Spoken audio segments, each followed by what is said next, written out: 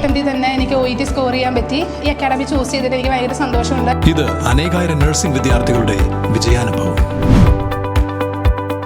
For admissions call 7594054282. Advocate KR Sadasivan Nair സ്മാരക municipal mini സ്റ്റേഡിയത്തിന്റെ ശിലാസ്ഥാപനം നടത്തി.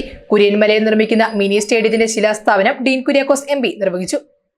കോൺഗ്രസ് നേതാവും മുൻ മൂവാറ്റുപുഴ നഗരസഭാ ചെയർമാനുമായിരുന്ന അന്തരിച്ച അഡ്വക്കേറ്റ് KR സദാശിവൻ നായരുടെ സ്മരണാർത്ഥം കുര്യൻമലയിൽ നിർമ്മിക്കുന്ന മിനി സ്റ്റേഡിയത്തിന്റെ ശിലാസ്ഥാപനം നടത്തി.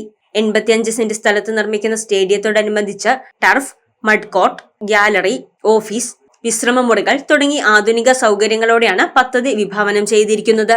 മിനി സ്റ്റേഡിയത്തിന്റെ ശിലാസ്ഥാപനം ഡീൻ കുര്യാക്കോസ് MP നിർവഹിച്ചു. ഈ കളിസ്ഥലം എന്ന് പറയുന്നത് എല്ലാ നന്മകളും പഠിക്കുന്ന ഒരു മേഖലയാണ്. കളിസ്ഥലത്ത് നിന്നുമാണ് സ്പോർട്സ്മാൻ സ്പിരിറ്റ് ഉണ്ടാകുന്നത്. ജീവിതത്തിൽ നമ്മൾ നല്ല ഗുണഗണങ്ങളെക്കുറിച്ച് പറയുന്നതെല്ലാം കളിസ്ഥലത്ത് നിന്നുമാണ് പഠിക്കുന്നത്. സ്പോർട്സ്മാൻ സ്പിരിറ്റും ആത്മവിശ്വാസവും ടീം സ്പിരിറ്റും ക്യാപ്റ്റൻസിയും നേതൃത്വ ഗുണവും ഇതെല്ലാം കളിയിൽ നിന്നുമാണ് നമ്മൾ പഠിച്ചിട്ടുള്ളത്.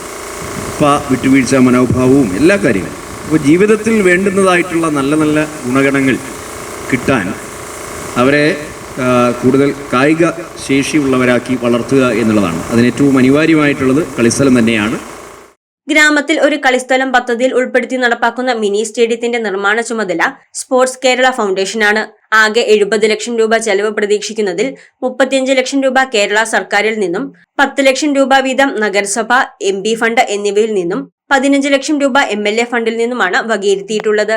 നഗരസഭാ ചെയർമാൻ PP എൽദോസ് അധ്യക്ഷത വഹിച്ച ചടങ്ങിൽ MLAമാരായ മാത്യു കുഴൽനാടൻ, എൽദോസ് കുന്നപ്പിള്ളി, നഗരസഭ vice chairperson Sini Biju, standing committee ചെയർമാൻമാരായ അജി മുണ്ടാട്ട്, ജോസ് കുര്യാക്കോസ്, നിസ അഷറഫ്, അബ്ദുൾ സലാം, കൗൺസിലർമാരായ KG അനിൽകുമാർ, ജോയ്സ് മേരി ആന്റണി, ജാഫർ സാദിഖ്, PM സലീം, ജോളി മണ്ണൂർ എന്നിവർ പ്രസംഗിച്ചു.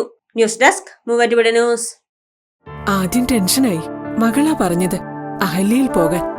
അഹല്യയ്ക്ക് 30 വർഷത്തെ പാരമ്പര്യവും വിശ്വസ്തതയുമുണ്ട്. അഹല്യയിലെ വിദഗ്ധരായ ഡോക്ടർമാരുടെ ചികിത്സ കൊണ്ട് എനിക്ക് എന്റെ കാഴ്ചശക്തി പൂർണ്ണമായും തിരിച്ചു കിട്ടി. ഇപ്പൊ എനിക്ക് ഈസിയായി വായിക്കാം. നേത്ര സംരക്ഷണത്തിന് നമ്മുടെ Ahalya. Ahalya foundation eye hospital, കേരളത്തിൽ എല്ലായിടത്തും.